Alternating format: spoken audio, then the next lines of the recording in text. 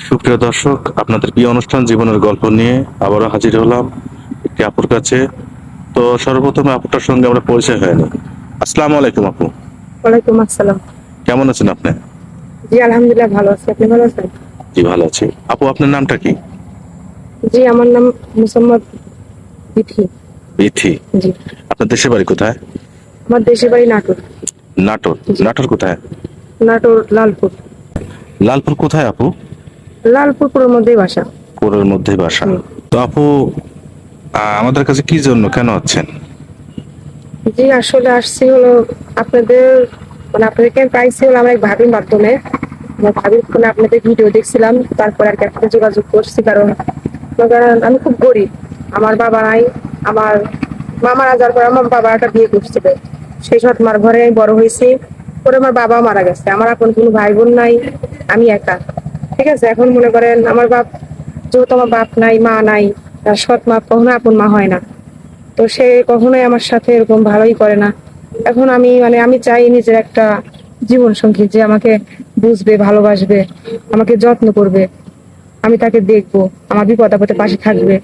বুঝতে এরকম পারছি, একটা মানুষ আসলে আমার বুঝতে পারছি। দরকার। এক কথায় মূলত আমাদের এখানে আপনি একটা ভালো মনের মানুষের জন্য এসেছেন। তো আসলে আপু, সবচেয়ে বড় বিষয় যেটা হচ্ছে, আমাদের এখানে এসে কেউ নিরাশ হয়ে ফেরত যায় না। তো আপনি ইনশাল্লাহ ফেরত যাবেন না। তো একটা কথা বলি আপু, ইনশাল্লাহ আমরা দোয়া করি, বা আপনার এই ভিডিও অনেক মানুষ দেখবে, দেখার পরে হয়তো আমাদের অনেকেই নক দিবে। তো তার আগে একটা প্রশ্ন করে নেই আপু, আপনার শিক্ষাগত যোগ্যতা কতটুকু? যে আমি লেখাপড়া করছি ক্লাস 10 পর্যন্ত, কিন্তু আমি হলো আমার পরিবার সমস্যার কারণে আমি পরীক্ষাটাও দিতে পারিনি। পরীক্ষা দিতে পারেন না? পরীক্ষাটাও দিতে পারিনি। আসলে আপু, আপনার কথাটা শুনে খুবই খারাপ লাগলো। যাই হোক আপু, আপনার কি রকম ছেলে পছন্দ? সে যেমনই হোক, তার জন্য মনটা ভালো থাকে। সে যেন আমাকে আমার পাশে থাকে, আমার বিপদ আপদে আমার পাশে থাকবে, আমি তার পাশে থাকবো। এবং কি সে শুধু আমার মানসিক একটা শান্তি দিবে। কারণ ছোটকাল থেকেই কষ্ট পাইতে পাইতে বড় হয়েছি। আমি শুধু এখন এটাই চাই যে একটা মানুষ আমার জীবনে আসুক, যে আমাকে একটু বুঝবে, আমাকে একটু শান্তি দিবে। বুঝতে পারছি আপু। আসলে আপু, আমাদের এখানে তো বেশিরভাগই মনে করেন আপনার প্রবাসী ভাইরা ফোন করে, যারা প্রবাস জীবন কাটাতে কাটাতে বিয়ের বয়সটা পার হয়ে গেছে, 30+ হয়ে গেছে, বা অনেকে বিয়ে করছে, বউ চলে গেছে। তো যদি আপনাতে এ ধরনের কোনো ছেলে নক করে, তাহলে আপনার সেক্ষেত্রে কোনো আপত্তি আছে? এখন কথা হচ্ছে এরকম যে তার তার বউ আছে, অনেকে আছে তার বউ থাকে, তার বউ আড়ালেও সে অন্য কারোর সাথে সম্পর্ক করে, সে অন্য কারোর সাথে পরকে করে। আমি চাই না যে আমার জন্য অন্য কারোর সংসার নষ্ট হোক। সে যদি সত্যি ভালো মানুষ হয়, তার যদি এরকম বউ না থাকে বা মারা যায়, সে যদি ভালো হয়, মানুষের বয়সটা ম্যাটার করে না, সে ভালো কিনা, তার মন মানসিকতা ভালো কিনা, এটা ম্যাটার করে। বুঝতে পারছি।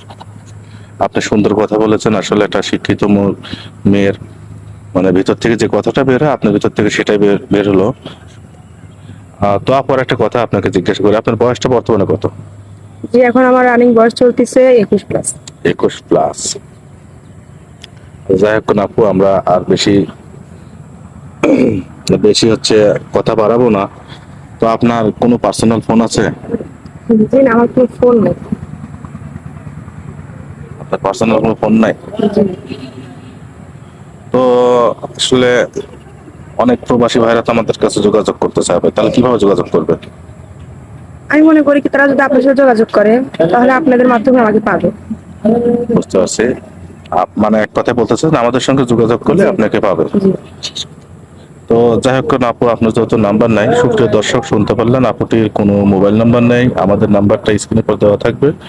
তো কেউ ভিডিও কল দিবেন না, সবাই অডিও কল দিবেন। ভিডিও কল দিলে ব্লক করতে বাধ্য করবো। ভালো থাকবেন, সুস্থ থাকবেন, আল্লাহ হাফেজ।